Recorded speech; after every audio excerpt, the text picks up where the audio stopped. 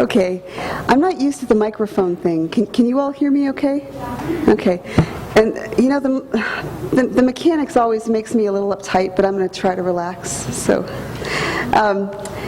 usually the way I do these things, I should tell you, when I'm in my studio, I've got NPR going all day. Some people listen to music, but I don't know why music I find utterly distracting. I stop and I listen, or I start dancing around the room. And for some reason I can have NPR going. I don't know why. And so I tend to I'll collect things. You know, I'll hear something, I write it down. Or I read a lot, I write things down. And so I've got sketchbooks that are full of drawings and then lots of writing. And I found a good way to begin this kind of thing is to start with some things that other people have said that I think about. And so I'm going to do that. They tend to be short.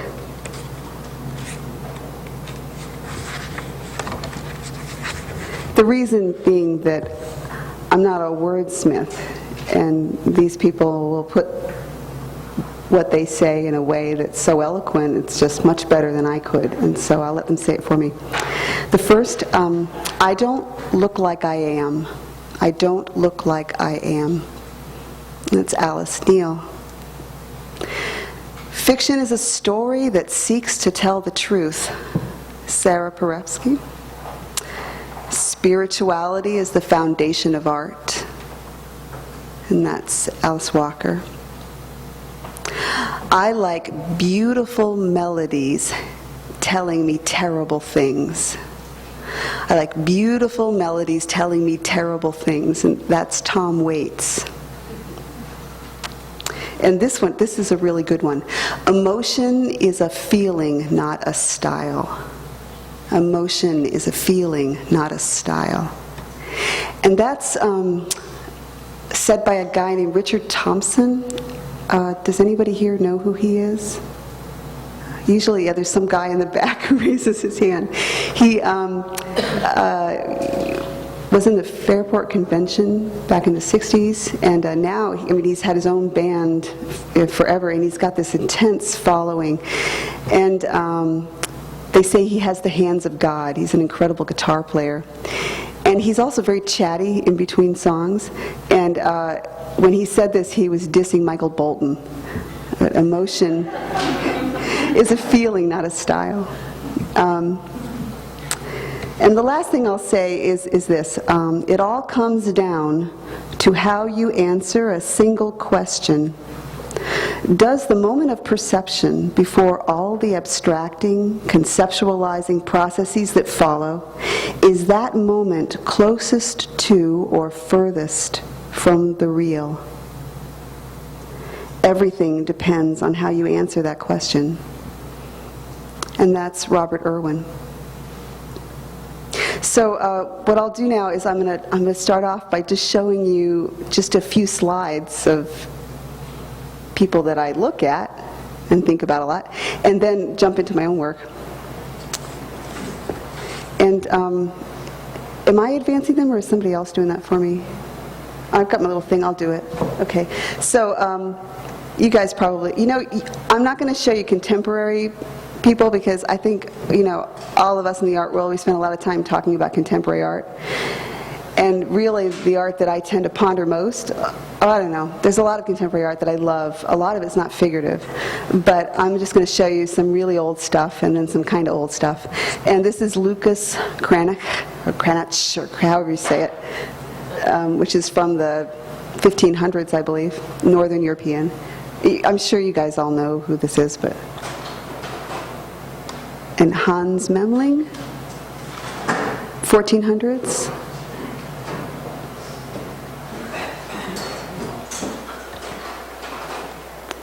And this is Dirk Boots. Who here has been to the Art Institute of Chicago? You know that gorgeous painting by him of the Weeping Madonna? It's my favorite painting in the whole museum. I love that painting.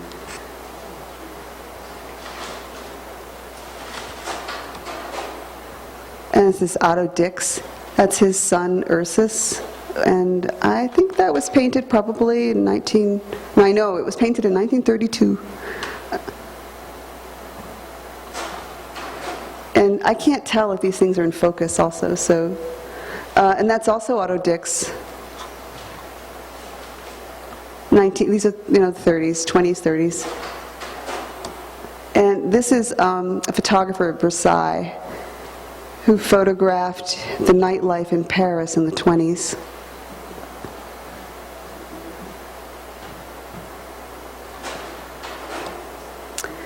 And this is Bullock, who photographed in New Orleans in the teens, in the brothels of New Orleans. He was kind of a Toulouse-Lautrec character.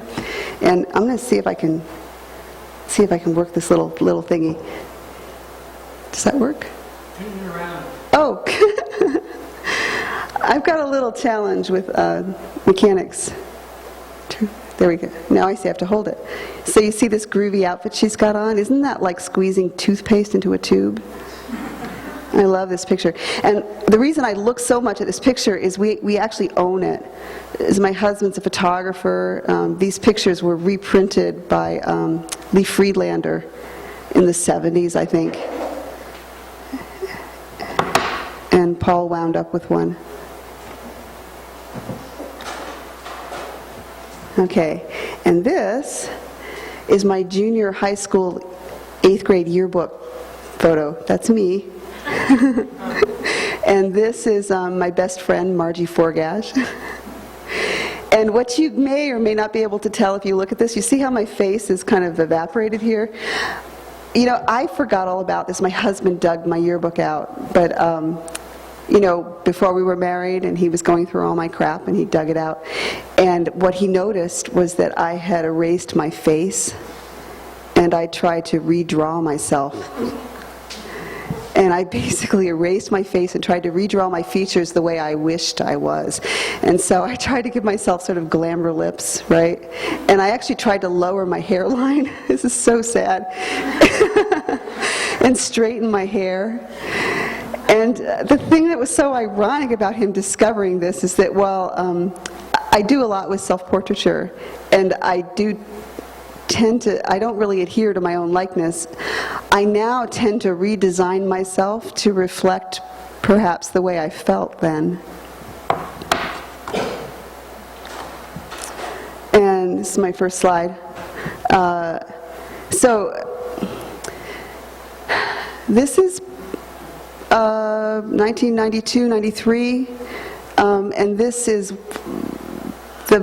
really the beginning of me being my own person. So it was probably the first painting I did where I thought, oh my God, this feels like it's mine. Obviously there are a lot of references to heroes, but it had a kind of level of anxiety that I recognized. And it also coincides with sort of turning pro. This was part of the first show I had in a gallery, which was at the Nielsen Gallery in Boston. And so I've got a group of slides from that show. Also, first time I began to really think metaphorically when I painted. That is, as opposed to just problem solving and dealing with the nuts and bolts of trying to make a painting work. I just reached a point where, an example would be like with this. I'm thinking about that little vein. I have a real thing about skin. I love painting skin. And that became the key to the whole painting. And so when I was inventing the painting, everything became vascular. So these were like little vessels, and these were arterial, because you speed through it and zigzag. And the light were little vessels. This became a thrombosis, and it just let me paint the painting.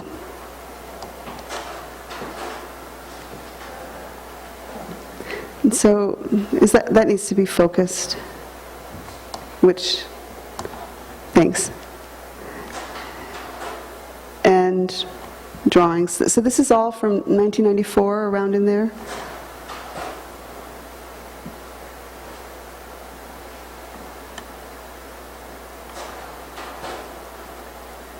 I draw a lot.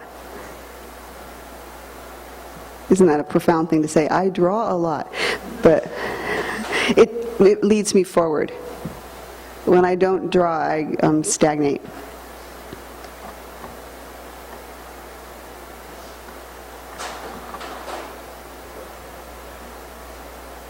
So there was a hat shop in my studio building, and there were these one-of-a-kind bridal veils, and I had just gotten married and had done the modern bride thing where I didn't buy a wedding dress, you know, and I was pining for one, so I wound up buying a veil. And then it was so cool when I put it on that it just made me start drawing and painting. And I wound up making this.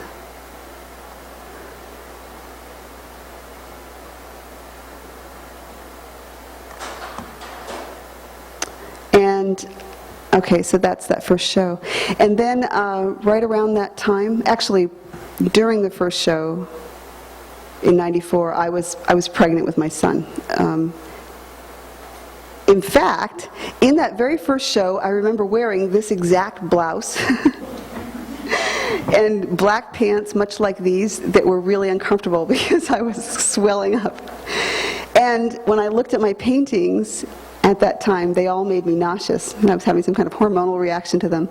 But anyway, I started drawing myself.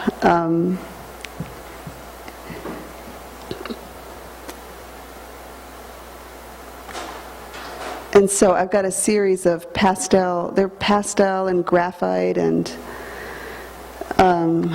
charcoal and I don't know, whatever. And they're delicate drawings, but you know, they're not really delicate actually, because I sanded them and I really worked, I mean, they're pretty roughly treated, but they're very subtle. I'm really intrigued by the relationship between subtlety and intensity, and I found for me that the subtler I get, the more intense I get. And so they're actually pretty built up, but the value range is very subtle.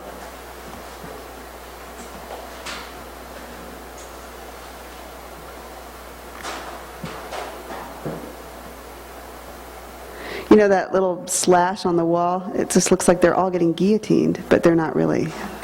But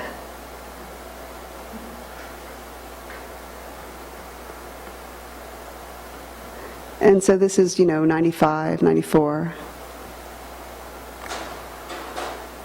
And I was working on these when I was in labor, even. I remember running in and going, oh my God, I have to finish these. But so then he arrives. This is our birth announcement.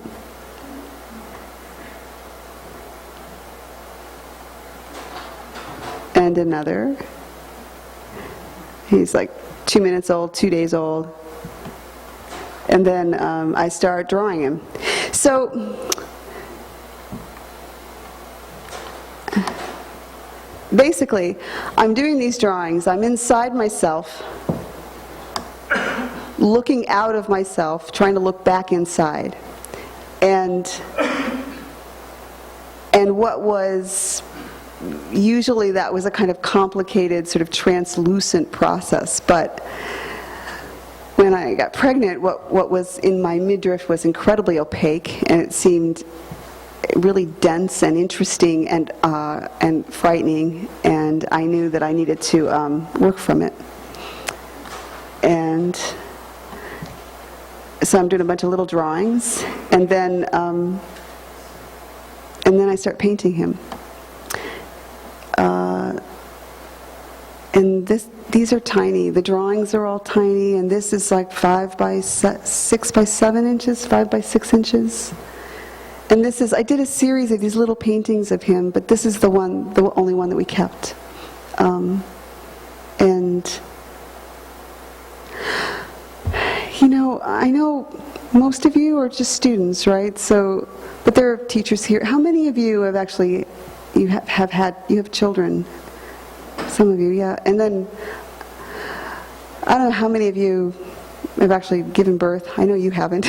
But anyway, but for me, you know when you hear mothers and they're pregnant and they say, "Oh, I love my baby already," and I'm like, "Whoa, okay."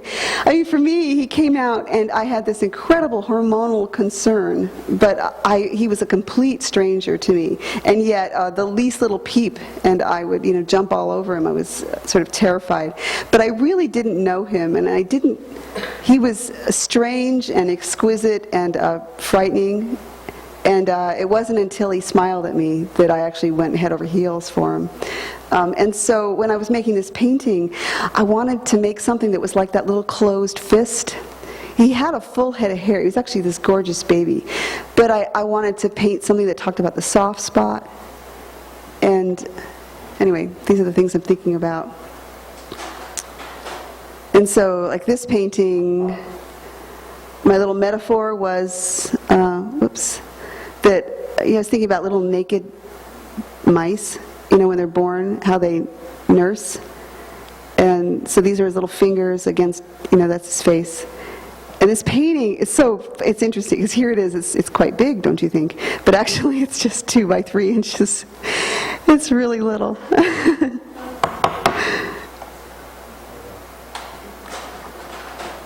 There's a lot of, right now, you'll see a lot of contemporary art playing with newborn babies, and huge, and really these are. I know they can seem a little freaky, but they're very small, and they're maybe they're more tender in the flesh. I don't know. It's hard for me to see my work for real, because I'll have a set. I sort of see my work through the lens of the work itself. Does that make sense? It's like I'm looking at the painting through the lens of the painting, and I see it the way I see it based on this relationship I have with it. And so often, I will see these as tender, and then they'll be described in utterly different terms by other people, but so it goes.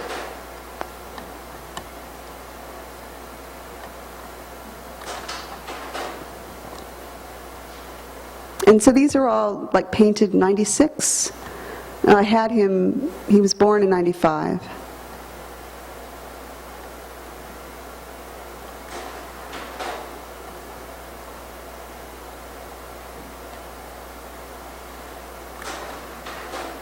And then I start, working for myself again. And these are based, the next small group of paintings are based on the drawings that I did before. So there was that very first drawing with the hands under the breasts, and then I started with that drawing and then began to look in the mirror. It's called Self-Portrait with Milk.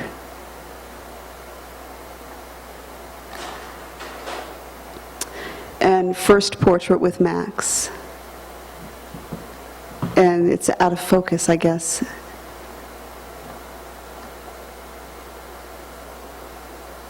Yeah. And this is Second Portrait with Max. Now this painting, and I'll show you the next one, and I'll go back to this one. And this painting, these two, were breakthrough paintings for me. It was, of course, I'm giving a slide presentation, and a lot of the bad work I weed out, right? And also all the side tracking that I do and so on. I've just got this little sort of, it looks like I've just done one thing my whole life, which in certain ways I have, but there are some diversions. But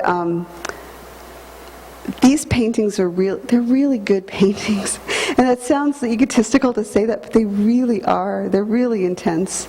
And it was the first time I understood what it meant to paint the air in front of the figure, and to basically make the figure exist by painting that, like pockets of air. So if I paint this pocket of light, air, that presses against her, she swells by virtue of that. And this pocket of dark air could kind of cup the space this way, whereas this presses this in, which allows this to merge out and break the picture plane. And then all of this stuff, like in each instant with these three paintings, like the first one, this became a kind of amniotic fluid, and in this case it's like she's coming out of some kind of, well, I mean, I have this sort of metaphor, where she's pulled out of the dust. And they were important paintings for me.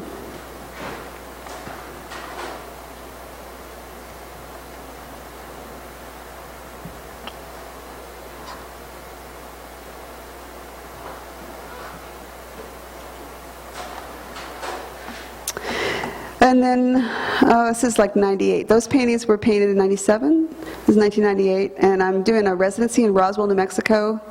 And I'm deciding, can I make some work that deals with that young-old thing that happens with newborns? And so I start to tackle that. This is a friend of mine had twins, and she let me, well, basically I kind of massacred them here. They weren't premature, but they look like they are in my drawings. And these are pastel and charcoal and all kinds of stuff, but... Oh, this is actually Max.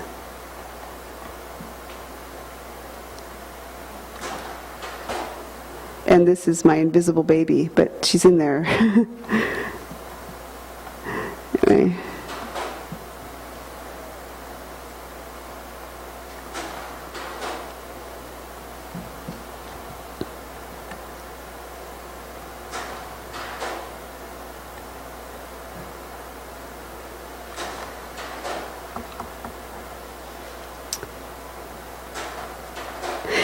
And then I tried making paintings from those drawings. I tried a number of them, and I have two here. I don't think they're really successful.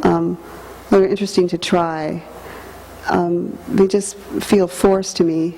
They don't have the kind of complexity that the kind of emotional complexity. I can tell you what I wanted from them, which was I wanted that 1,000-year-old Yoda stare. Which, in the case of my son, when I held him up to me and looked into his eyes for the first time, he had that stare, and I asked the nurse about it, because if you're ever going to believe in reincarnation, it's when you look right into the eyes of a newborn baby. And I said, "Oh, this is so amazing." And she said, "Oh, yes, he can't focus yet." But it's extraordinary, and you'll see that in early Pietas, and you'll see the baby Jesus looking at you, and you know that he knows everything that's to come. And I wanted that, and I couldn't do it. I couldn't make it happen. But meanwhile, I'm also doing, these are essentially self-portraits that they start with me. And these are from this body of work that's following is the first show I had in New York, which was with D.C. Moore Gallery. So this is all around the year 2000. And it's right around here too. The work, it's like incredibly difficult to focus. And this is called Self-Portrait with Jane's Eyes. A friend of mine was also at the residency, an artist named Jane South. She's a wonderful sculptor. She has these incredible eyes, and I couldn't make the painting work. It wasn't working, and I had a feeling I needed blue eyes, but I couldn't invent blue eyes. I got these Jewish hazel, whatever. I couldn't do it.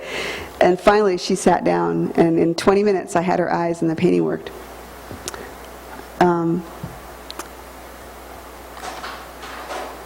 But it was also around this time that I started to think I was going blind. I was looking at the paintings, and they were getting so subtle, and I felt like I couldn't see them. I thought I was losing my eyesight, and I went and had an eye exam. They do the thing with the lenses, and then you pick out the glass, you see perfectly. It's like, oh, that's the one, that's it. And then he tells me when I'm all done that I don't need glasses, and I made him do it again, and he finds that lens, it's so perfect. I said, that's it, and he said, that is clear glass. And I didn't believe him. I said, but I can't see my work. This is really a problem. So he had me bring a painting in. I brought a painting in, and he looked at the painting and he said, you can't see your paintings because your paintings are blurry.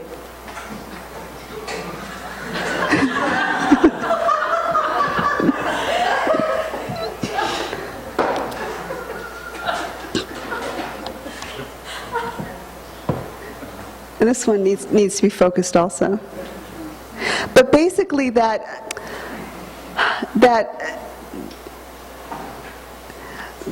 for me, that stepping into a climax of a painting, it became a kind of Brahms thing as opposed to a Beethoven thing. That really, really slow crescendo, and maybe the highest pitch, it's not that high in terms of what's possible. You know, you're dealing with this distance, right? But you can have so much that's compelling and so much tension when you're working within barriers. And so I just found that the more that kind of subtlety, the more attention I paid to how I got to that moment of climax, the more intense the paintings became. And the result was that they just started to kind of disappear on me. It's all a portrait beaded dress. They also got fictitious. Painting's always fictitious. I mean, we're inventing it. That's why I threw in that Sarah Parevsky quote. But I started feeling like I was painting versions in Jane Eyre, of the mad woman in the attic who burns the house down. It felt like I just had these characters sort of stopped and posed for me. But I didn't think about that in advance. The paintings began to go that way. In fact, I'm not much of an idea person.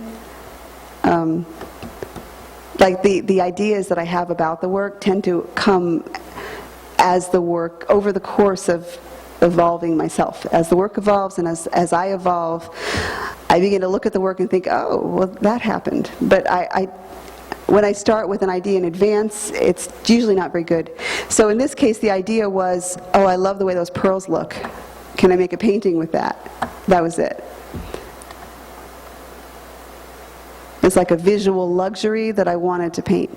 But because I was making these paintings, and they're all starting with me, but really most of the time I'm spending is just looking at the painting, and the painting kind of makes itself. Like, here I am, come and get me, make me more, make me more, make me more. So then I realized, well, why can't I start with someone else and not look at them, you know? So I did a group of paintings that where I had people pose for me, and in a couple of instances I actually started with photographs I really love, and then began to look in the mirror and look at the painting and just move along. And they sort of got split in two, that body of work. Part of it ended up in a show with Nielsen, and the others were in a little show at DC Moore. This is called Portrait Someone. I was really trying to channel that Boots painting at the Art Institute that I mentioned. But anyway. These are little. This is like, I don't know, maybe 13 inches tall. This is odd, I know. His portrait, Old Neck. I started this painting, I was looking at this great Richard Avedon photograph of Dorothy Parker. And she has these amazing bags under her eyes, like the entire world of her alcoholism is in those bags, right? They were so cool. And so I start out looking at that photograph, and right away I've got something that looks like the photograph, only the photograph is more interesting, right?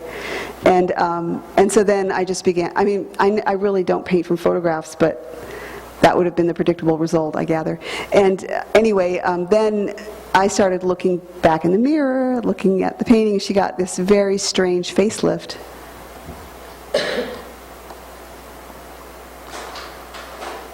This portrait, Pink Eyelids.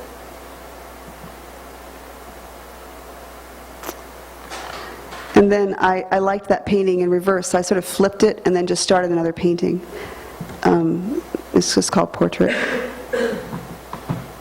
It's like maybe 15 inches, 16 inches, I don't know, 18 inches tall, I can't remember. Not very big though. It's called Portrait Snake Eyes.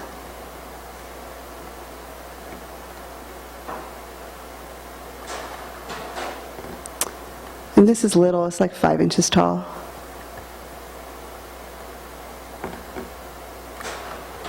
And this is from the same model, also about 5 inches.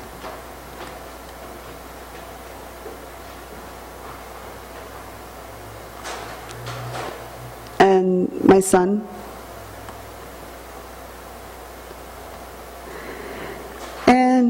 And this is a terrible thing to do to my beautiful little next door neighbor.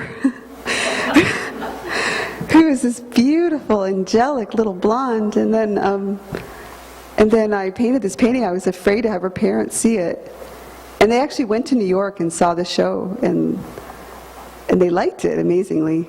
But it's a little over the top. Portrait pigtails.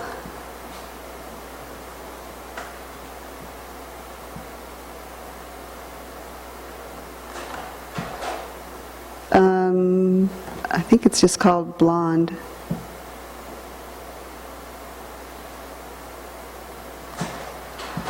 And, you know, there was a photograph that I was going to put in my first group of slides, and, you know, every time I do a lecture, I tell myself I'm going to put this in, and then I always chicken out.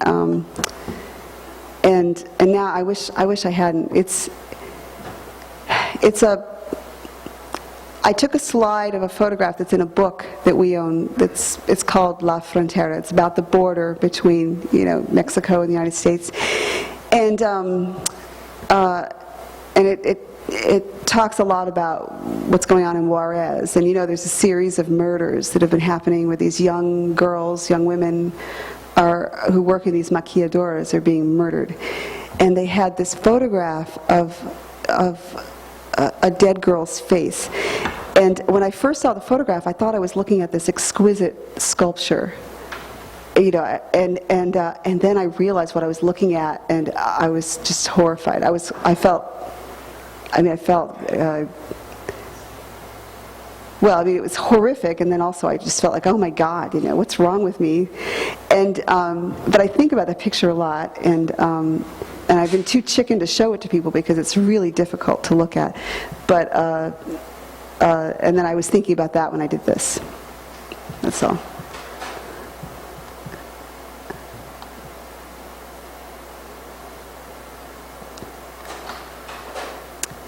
And I'm sort of getting to the end of this body of work. I kind of started hitting a dead end with it, where it was,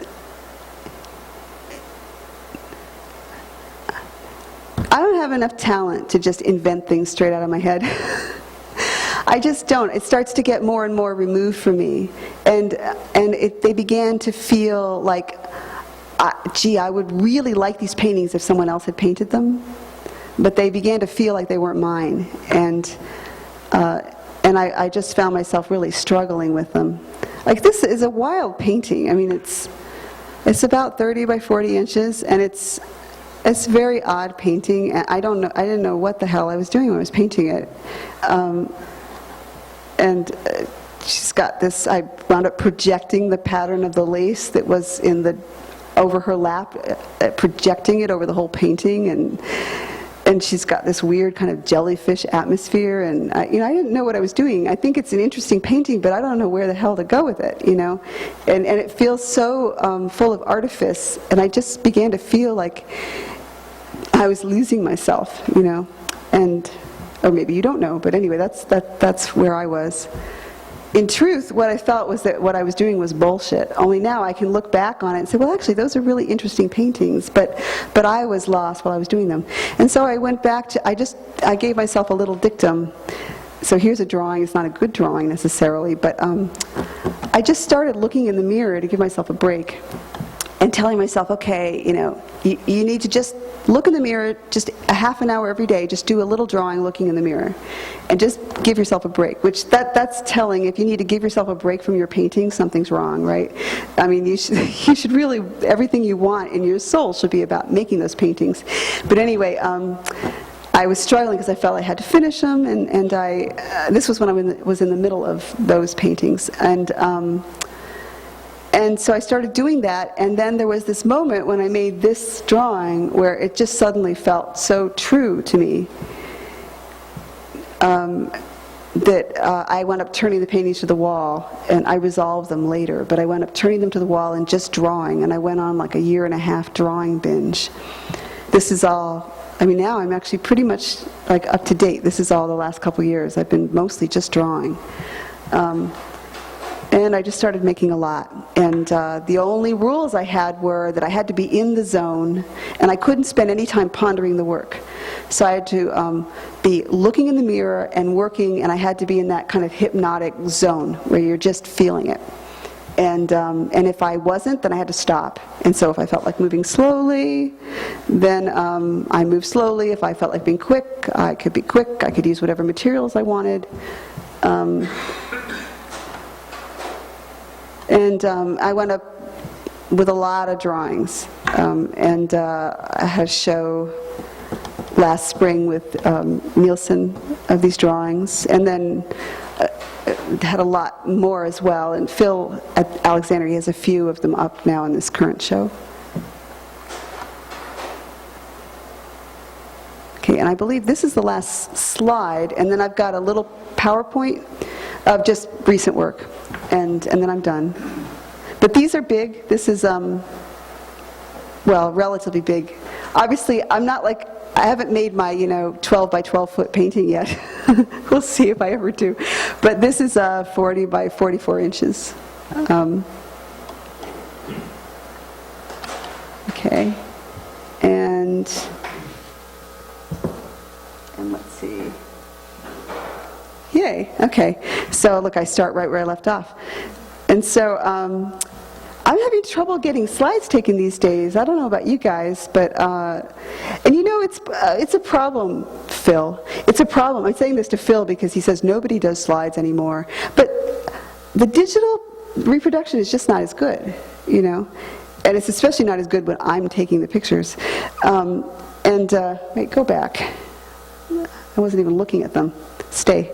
Okay, so anyway, I wind up in the recent work basically just photographing them and putting together PowerPoints because I'm just having such a hard time finding somebody to do slides now. Everybody's quit because they can't make any money anymore. I called this body of work, How to Draw Yourself Out of a Hole. And this was more, these 80 mirrors.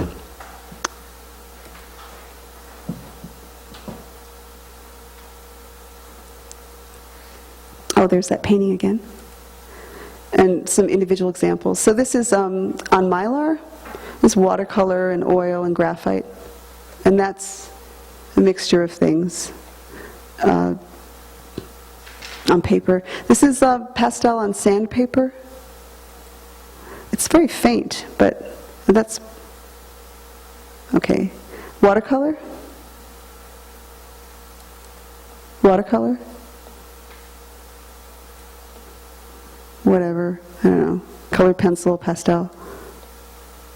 Anyway, I just made a lot. And the goal was just to grow. I wasn't thinking, oh, I'm going to have a show of this. It was just, can I grow, can I grow? Ballpoint pen. But the result was, well, I did. I mean, I really felt like I was rolling. I felt excited and engaged, and it was great. And then I felt prolific, which I usually don't. I'm so slow that it's like a sadness that, the world rolls on. Whole houses are built, and I haven't finished a painting. And I mean that because I'm in my studio watching a house behind me go up, and they built the whole damn house, and I still hadn't finished my painting. And so I'm making these drawings, and it's like suddenly I have hundreds of drawings. It's like, holy cow.